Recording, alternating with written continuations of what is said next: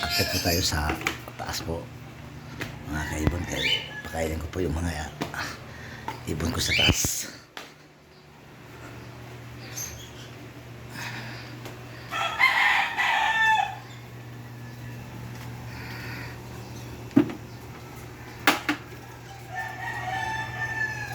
Nandito po sila.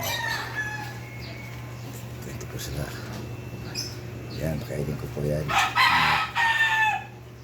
Po yung mga inahinang katil ko, yung breeder ko. Ito po yun, kaibon.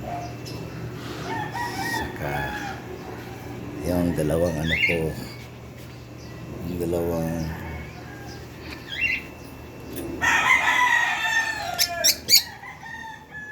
yan. Yung nanay ng dalawa na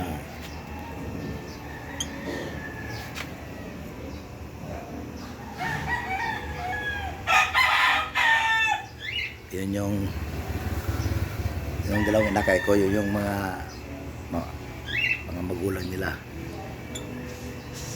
Saka mayroon pa ko sa taas.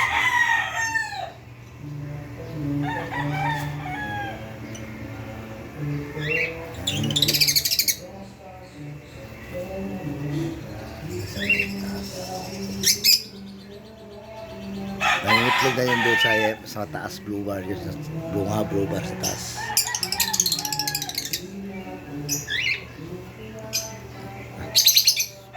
Sila mga kaibon, kaya pakainin ko muna sila mga kaibon.